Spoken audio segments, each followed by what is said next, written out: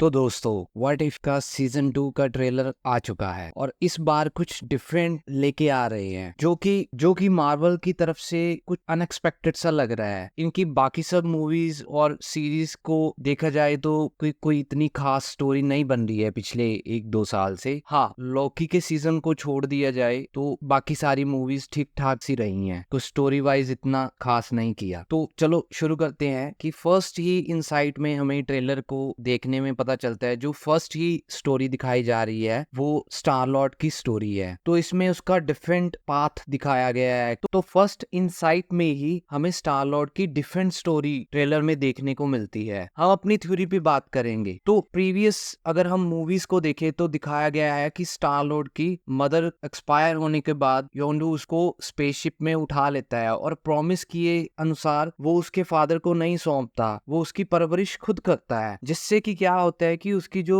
Celestial जो powers होती हैं वो इतनी एक्टिवेट नहीं हो पाती। वो as a normal human being ही ट्रेंड होता है, वो उन सारी हार्डशिप्स को झेल जाता है। बट व्हाट इफ ही है, इसकी स्टोरी में दिखाया गया है कि व्हाट इफ अगर वो अपने प्रॉमिस किए अनुसार उसके फादर को ही सौंप देता है, तो जो स्टार लॉर्ड होता है वो एज ए किड ही अपनी जो सेलेस्टियल पावर्स होती हैं वो उसको एक्टिवेट कर लेता है and he became a threat to the world. उसकी कैसे वो उसे रोकने की कोशिश करते हैं, अगर हम थोड़ा इसमें रुक के देखें तो वो एज ए किड ही उसने वही सारे कपड़े पहने हुए हैं जो हमें ट्रेलर में दिखाया गया है कि व्हेन हिज मदर डाइड, तो उस टाइम उसका जो गेटअप था वो उसी गेटअप में ही इसी में दिखाया गया है। तो लाइफ में भी ऐसा ही होता है कि हम एक गलत डिसीजन, हम एक डिफरेंट डिसीजन ले लेते हैं and you are just become a different person. और सेकंड एपिसोड जो है वो हेला के बारे में है। What if Hela found the 10 rings, तो उसमें जो 10 रिंग्स और हेला का आपस में कनेक्शन दिखाया गया है कि व्हाट इफ अगर उसे 10 रिंग्स मिल गई होगी तो क्या वो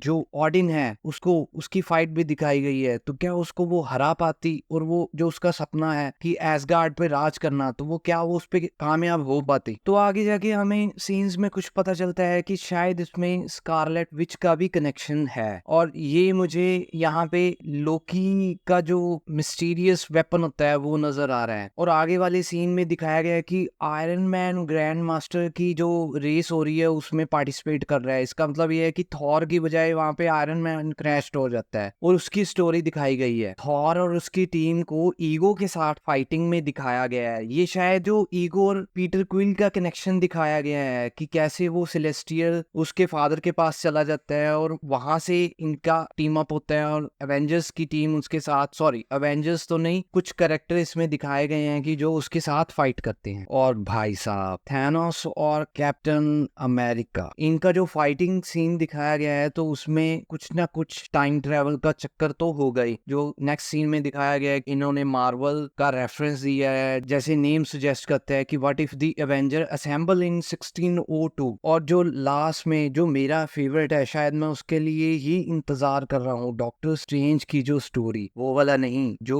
डार्क साइड पे चला गया था, उस वाले डॉक्टर जो सुप्रीम डॉक्टर स्ट्रेंज की बात कर, तो उसका कनेक्शन कि उसमें और मार्वल में एक नया कैरेक्टर इंट्रोड्यूस किया है जो डॉक्टर स्ट्रेंज की स्टोरी के साथ मैचिंग की गई है। इसमें देखने वाली बात इसमें ये होगी कि लास्ट सीजन की तरह इसमें विलन कौन निकल के आएगा और कैसी स्टोरी इसमें शेप होती है। हालांकि मैं कुछ पार्ट्स को स्किप कर गया हूँ सीजन में। इस सीजन में काफी स्टोरीज और काफी कैरेक्टर की डिस्कस नहीं किया, जो हम आने वाले एपिसोड में बात करेंगे डिटेल में कि क्या थ्योरीज हो सकती हैं और क्या इसकी स्टोरी निकल के आ सकती है। So thank you for watching, please like and subscribe my channel. Thank you.